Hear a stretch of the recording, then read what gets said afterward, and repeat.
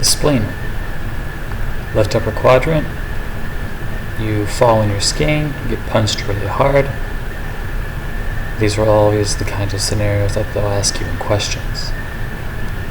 Okay, so what's going on here? Before reading all this, I just want you to imagine this really cool concept. Blood goes into the spleen, goes right here, goes out through the veins. Okay. One more time. Blood goes in through the artery,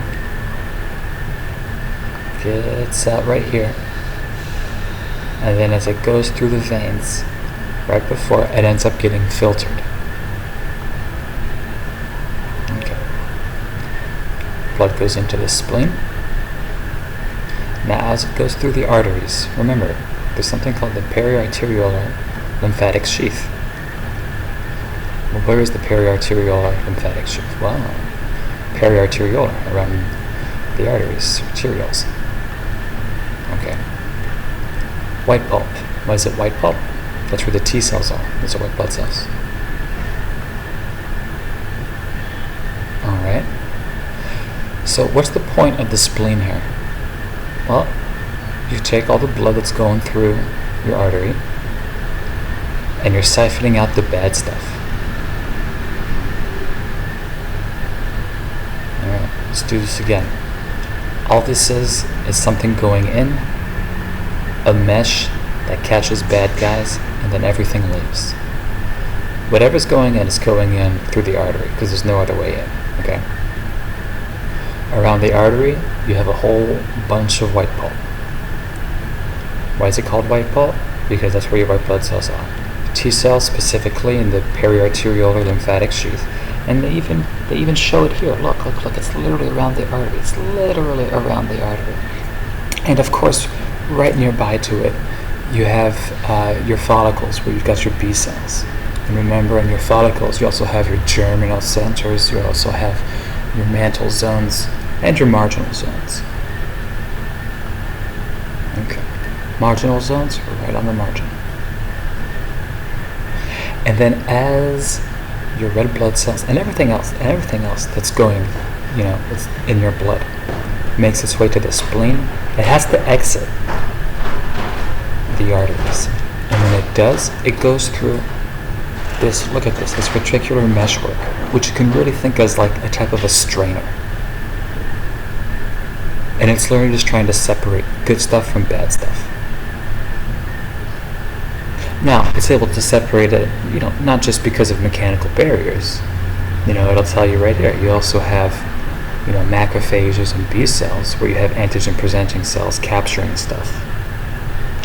So as everything in your body makes its way, of course, through an artery to the spleen, it exits, enters the red pulp, where things are interacting with each other, and it passes through some barriers,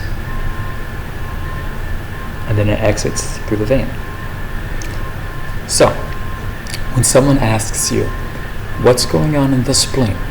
What you're going to say? Well, things, blood, and whatever else is being carried, some viruses, some goes in through the artery.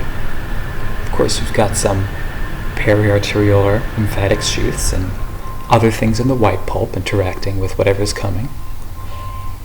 It exits its artery, mingles around in the red pulp. Whatever's good doesn't get filtered. Everything bad gets filtered. And it makes its way back through the vein. So simple. Okay. So I've beaten that to death. What's the big thing here? Splenic macrophages remove encapsulated bacteria. Streptococcus pneumoniae, Haemophilus influenza. You have a patient, spleen's been removed, don't vaccinate against this, you're donezo. So what can we say about these post-splenectomy blood findings? Well, remember how I kept on harping on the spleen is going to end up filtering a whole bunch of stuff? Well, all these Howell Jolly bodies, red blood cells with nuclear remnants, which they shouldn't have. Well, those things are only allowed to persist because the spleen's not filtering them. And you'll see for all these things, target cells, all these things, it's due to the spleen not filtering it out, either loss of sequestration or whatever else the spleen isn't there doing. This is why you'll see these things in post-splenectomy blood findings. Now, you'll also find these things very once in a while in people, with normal spleens and stuff. Sometimes you just miss something. But why are Howell-Jolly bodies very common in post-splenectomy patients? Because the spleen's supposed to filter it out, and they don't have a spleen. Alright. Thymus, T-cell, why? Thymus. This is pretty big. Endodermal lymphocytes, though, are mesodermal.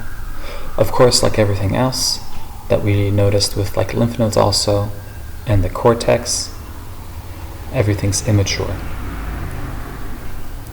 In the medulla, everything's mature, or at least more mature.